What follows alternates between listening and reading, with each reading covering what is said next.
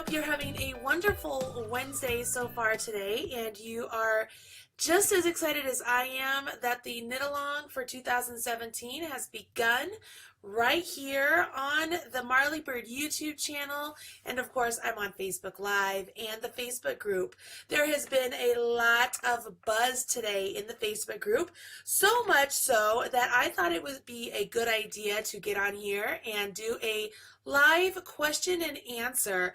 And my plan is to take this question and answer series right now with many of you who are here on Facebook with me, and then download this video and upload it to YouTube for those followers who might not be following us with us in the Facebook group. I want to make sure everybody has a chance to hear all of the advice, and I'm going to use this quotation, corrections, because there's not really corrections. How about I say explanations that I'm going to be able to provide. So there's many of you that are here right now, and I'm excited about that. So hello, everybody. I'm excited that you are here, and we're going to talk about the textured triangle shawl. Obviously, you know what I'm talking about because you are already a part of this wonderful knit along.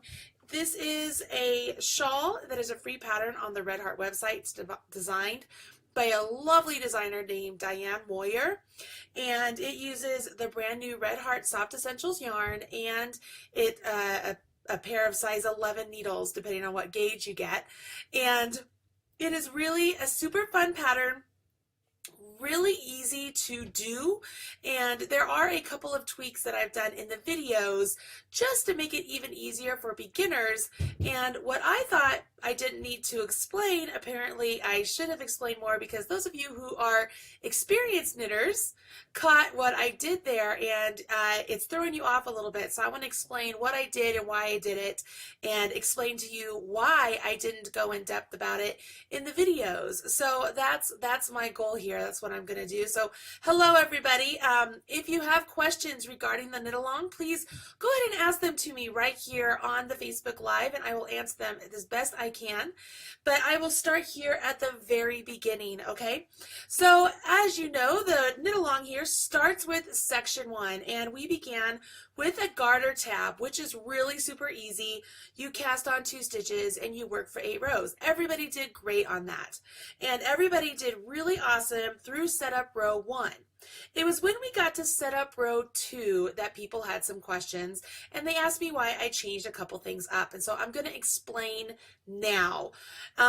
Let me start off by saying that the reason I did not explain all of this in the YouTube video is because I really felt like if I over-explained some of these things that I'm going to explain now, it would muddy the water, especially for the beginners. Those of you who are experienced knitters, you will totally understand why I did what I did, and hopefully you'll forgive me for not mentioning it. You know, hindsight's always 20/20. Maybe I should have mentioned it during the video, but I consciously did not mention it because I didn't want to muddy any waters. But you know, this is the way it goes. This is how we learn, right?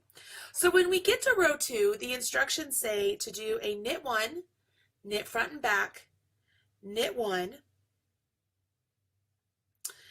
and then it says yarn over, okay? So it was knit 1, knit front and back, knit 1, yarn over. Place marker, knit 2, place marker. Now, at this point in the pattern, I have said that as we make the shawl, each side is going to mirror the other. And so for me, the way I teach beginners, it's easier for them to understand, okay, if I did a knit front and back, knit 1, yarn over, and then I have a marker, knit 2, marker, my opposite side should go yarn over, knit 1, knit front and back, correct? Because that would be the distinct mirror image based on stitches, okay? So I did that. That's the way I taught it, was that you put your marker, you knit 2, you put your marker, and then I said you would do a yarn over, knit 1, knit front and back, which would be the mirror image of what we did prior to the markers, correct?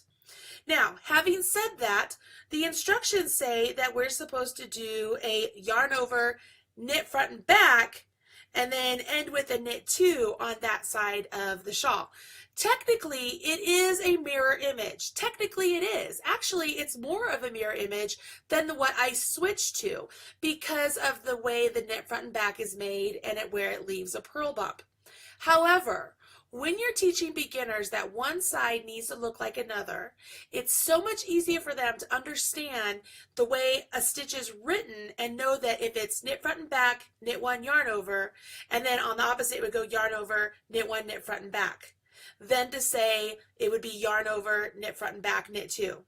See how explaining that is a little bit more confusing and muddy than if you just do what I told you to do. So having said this, that does not mean that the instructions are incorrect. It absolutely does not mean that. The instructions are absolutely correct. And that does not mean my video is incorrect. My video is completely correct.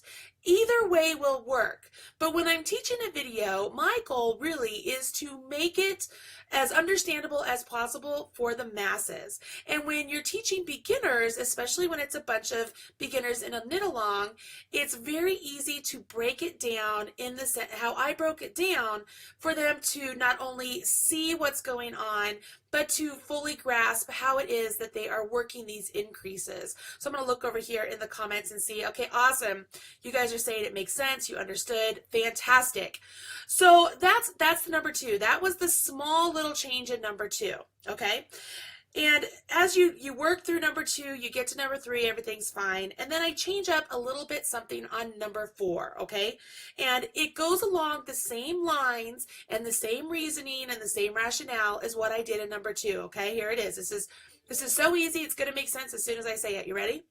So you start off row 4 with a knit 1, knit front and back, and then you continue on for the shawl. Okay, but in row 4, it has you knit to the last 3 stitches. It actually has you go to the last 3 stitches. It has you knit front and back and then knit 2. Well, if we started with the knit 1 and then a knit front and back, yes, that's 3 stitches, right? But once again, see how that's a knit 1, knit front and back? And then over here, they're saying, oh, we're going to go to the last 3 stitches. We'll knit front and back and then knit 2. It doesn't correlate. It's very hard to understand, especially for new knitters who don't grasp the concept of where that purl stitch is going to show. It really doesn't really matter.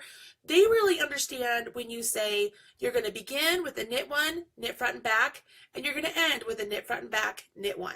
We are doing, nothing is different in the sense of we are actually getting our increase. I just shifted it over 1 stitch to really make it line up and work really well, especially for the beginner knitters. You guys with me on that? Does that make sense? Let me see here. There's many of you. Ada is saying beginners will not understand, but who knows who understands? That's exactly it. Is those of you who are experienced knitters, you completely get what I did, why I did it, and you're just trying to understand, hey, what's going on? Whereas the inexperienced knitters, I just tried to make it literally as easy as possible for them. So that's how that goes. Now, since I've done the video, I have updated the line-by-line instructions to incorporate as clearly as possible what I did in the video. And I also put in there that it doesn't matter if you follow exactly what I did in the video or if you do as it's written in the pattern exactly. Both ways are the same. Both ways you will get the equal results. The important part here is that you want to stay consistent, which whichever way you choose to do, just be consistent with it and it will work out fine, okay? So let's see here. I'm so happy. Lynn is telling me it makes perfect sense. Hi, Debbie. And it looks like some of you are speaking Spanish to me, and I wish I understood Spanish so I could know what you're saying. But anyways, so there you have it. That's why I made those. I mean, there's such subtle changes in the video. I really did not think it was important to mention them, and I did not want to confuse the situation. Sometimes over explaining myself or over explaining in a video can make it more difficult for a beginner knitter, and we want these beginner knitters really to succeed, and we want them to have that fulfillment and success and sense of accomplishment, right? So I want to make it as easy as possible for them. And there you have it. So that is my brief explanation and quick answering of a couple of major questions from the section 1, and hopefully that helps all of you out.